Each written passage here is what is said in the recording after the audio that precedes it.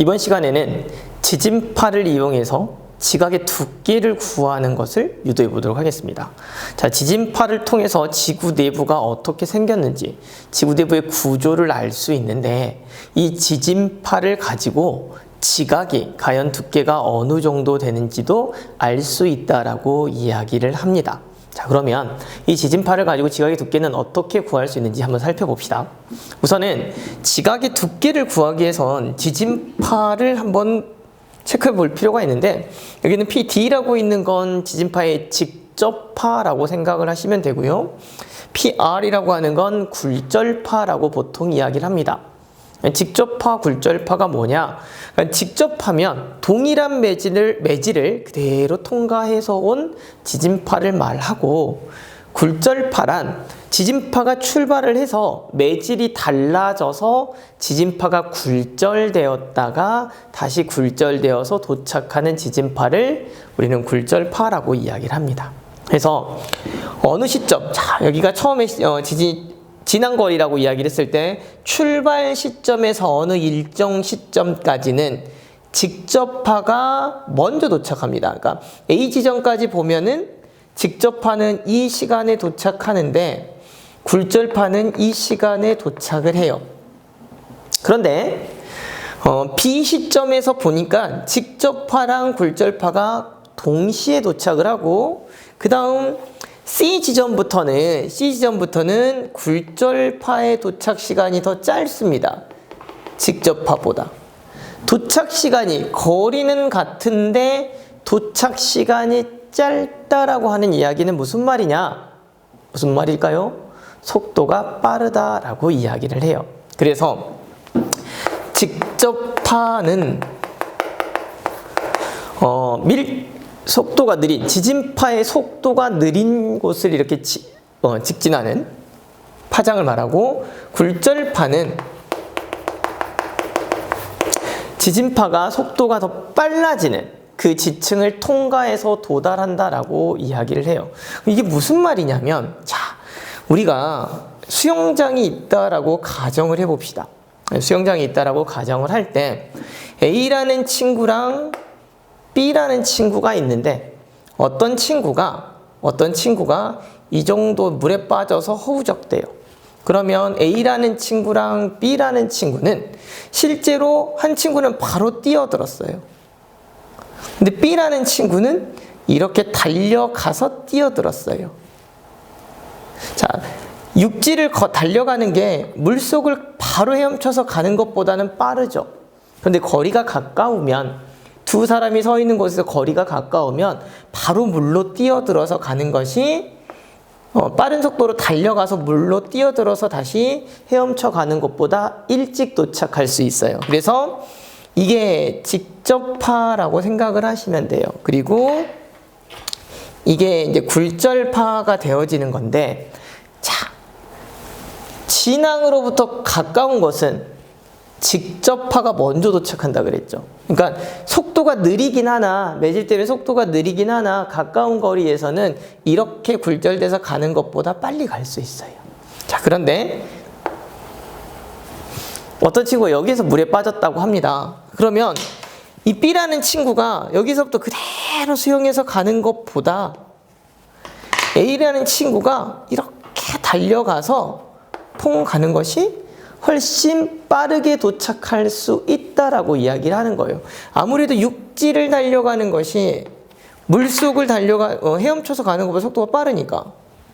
그죠? 그래서 속도가 빠른 매질을 빠르게 통과해서 아주 조금만 직접파의 매질을 통과하는 경우는 오히려 이 지점까지 거리가 멀 경우는 이렇게 굴절파의 굴절파 형태가 더 먼저 도착할 수 있다. 이렇게 우리가 조금 이해해 볼 수 있어요.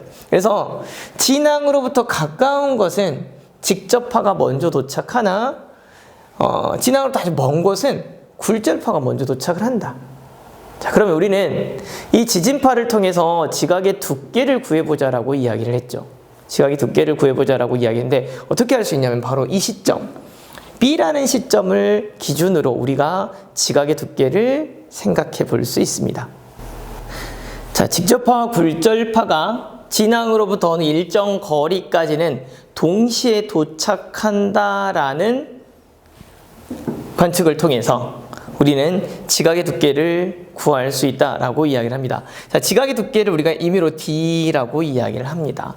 그리고 지각만을 통과하는 이 지진파를 직접파라고 하고요. 이 직접파가 전파원으로부터 여러 방향으로 가겠죠. 그렇게 가던 직접파가 멘트를 만나서 굴절해서 다시 이 지점까지 오는 이런 형태의 파동을 이제 우리는 굴절파라고 이야기를 하면, 직접파와 굴절파를 가지고 우리는 지각의 두께를 측정할 수 있다라고 이야기를 해요. 그래서 어느 한 지점으로부터 지난 거리 B 인포인트, 앞서서 B라고 하는 지점까지의 거리를 L이라고 하고, 지각을 통과하는 파의 속도를 V1이라고 이야기를 하면, 일반적으로 직접파의 B까지 도달하는 도달 시간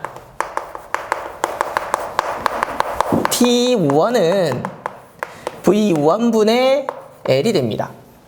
자, 그리고 이 지진파가 굴절된다는 전제를 깔았을 때, 자, 여기가 세타가 입사각이에요. 그 다음에 이때 여기 각이 굴절각이 됩니다.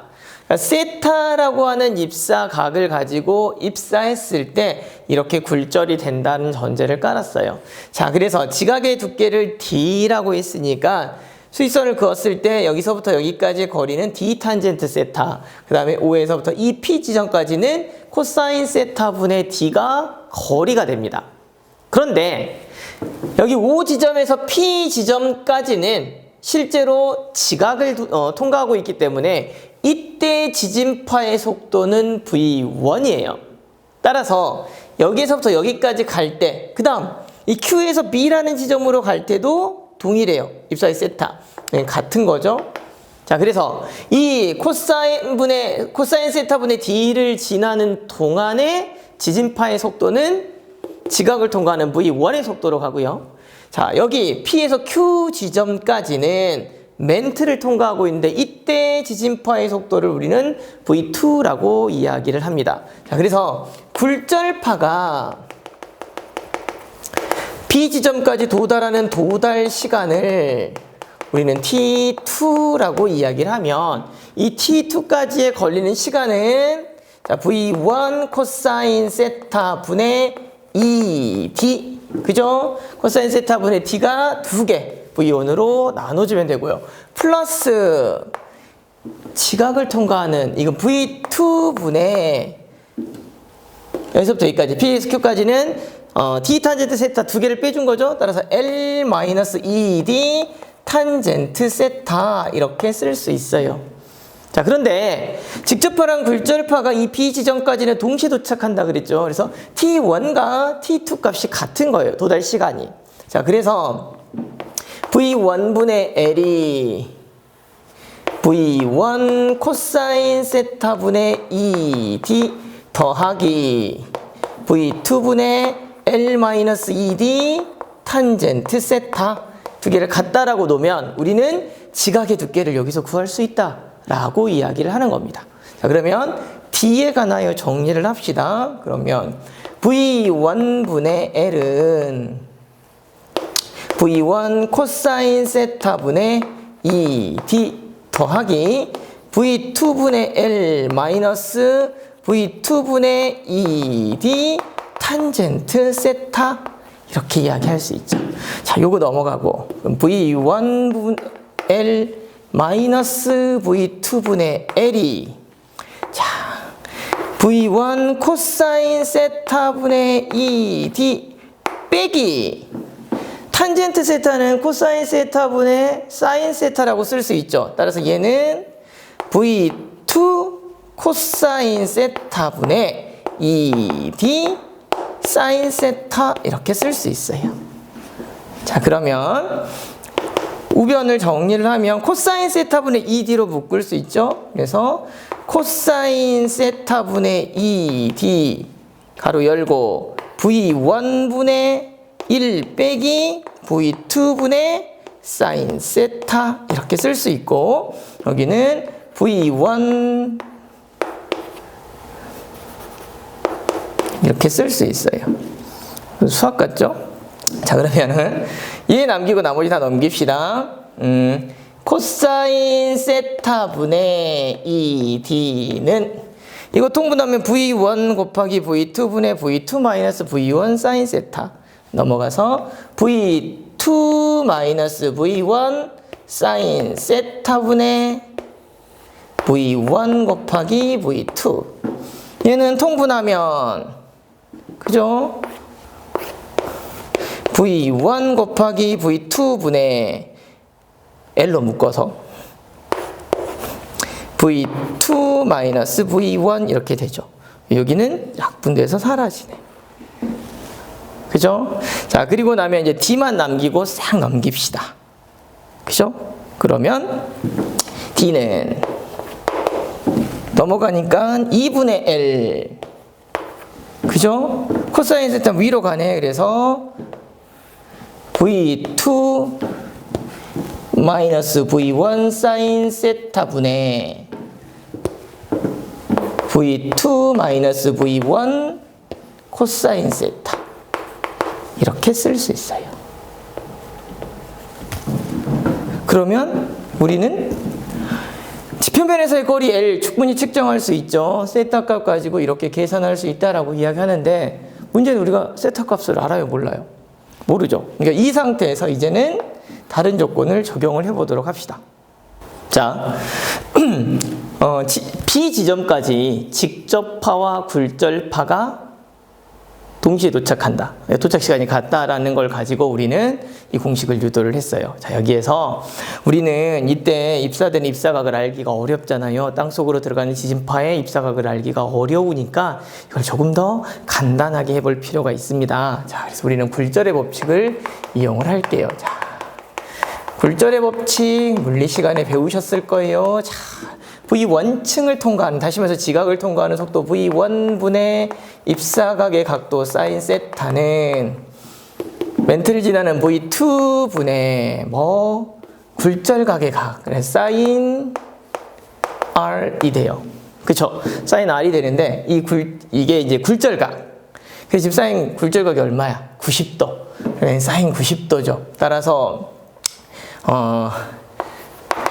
사인 세타는 얼마? 양변에 V1을 곱하니까 V2분의 V1 이렇게 알 수 있습니다. 이거 하나 구해놓고 또 하나 여러분이 또 하나 이용해야 될 거 사인 제곱 세타 더하기 코사인 제곱 세타가 얼마? 1이다. 이건 알고 있죠. 그쵸? 사인 제곱 세타보다 코사인 제곱 세타는 알고 있으니까 우리는 코사인 제곱 세타를 가지고 코사인 제곱 세타는 1 마이너스 사인 제곱 세타. 사인 여기 있죠.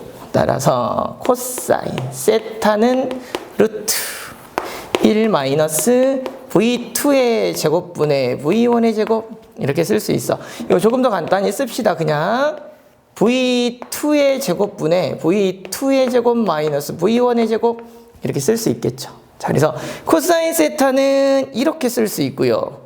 사인 세타는 이렇게 쓸 수 있어요. 자, 이걸 가지고 우리는 이제 저기다 적용해서 왜 우리가 이렇게 해서 이걸 가지고 간단하게 지각의 두께를 구할 수 있냐고 하면은 직접 파를 통과하는 파의 속도와 굴절파를 통과하는 파의 속도는 알고 있어요. 속도값을 가지고. 그렇기 때문에 이 속도값만 알면 실제로 지각의 두께를 구할 수 있다. 이렇게 이야기하는 거예요. 자, 이 두 가지를 가지고 이용을 해봅시다. 자, 앞서 굴절의 법칙과 사인 제곱 법칙을 가지고 사인 세타의 값과 코사인 세타의 값을 구했어요. 자, 이것을 가지고 우린 여기다 대입해서 실제로 우리가 구할 수 있는 지각의 두께를 구해보도록 합시다. 자, D는 2분의 L 그 다음에 곱하기 사인 세타 때문에 요걸 넣으면 V2 마이너스 V1 곱하기 V2분의 V1 이렇게 쓸 수 있고요.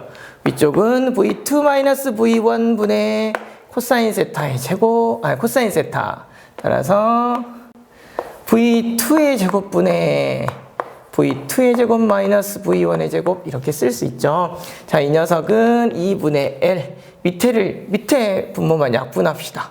그럼 이건 V1의 제곱이니까 V2분의 V2의 제곱 마이너스 V1의 제곱이 되고요.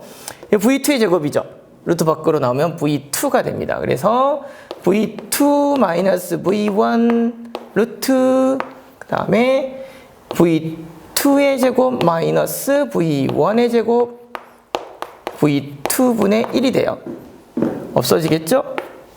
그죠? 따라서 2분의 L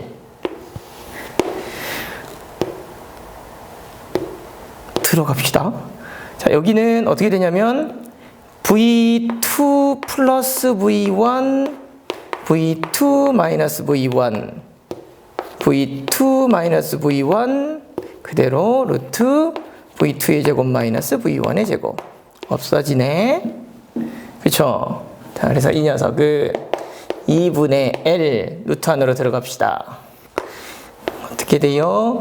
V2 플러스 V1의 제곱 이 녀석은 V2 플러스 V1 V2 마이너스 V1 하나 약분되겠지? 따라서 이 녀석은 루트 2분의 L 루트 V2 플러스 V1분의 V2 마이너스 V1 이렇게 지각의 두께를 구할 수 있다. 따라서 직접파와 굴절파의 속도만 가지면 진항, 직접파와 굴절파가 동시에 도착하는 거리까지 진항 거리를 측정을 해서 지각의 두께를 구할 수 있다. 이렇게 이야기를 합니다. 이와 같이 직접파와 굴절파가 동시에 도착하는 그 진항 거리를 측정을 해서 실제로 지각의 두께를 구할 수는 있는데 실제 지구는 그 안에 들어있는 성분이 지각마다 그리고 맨틀도 다 다릅니다. 그래서 우리가 여기서 지각의 두께를 계산한 것처럼 이렇게 일정하게 수평을 이루는 것은 거의 없기 때문에 중력 보존과 함께 각 지각에 있는 지각을 구성하고 있는 물질이나 맨틀을 구성하고 있는 물질에 따라서 지각의 두께가 조금씩 차이를 보이기도 합니다. 어쨌든 우리는 지진파를 통해서 이렇게 지각의 두께도 구할 수 있었고 지구 구조가 어떻게 생겼는지 알 수 있게 되었다라고 설명드릴 수 있겠습니다.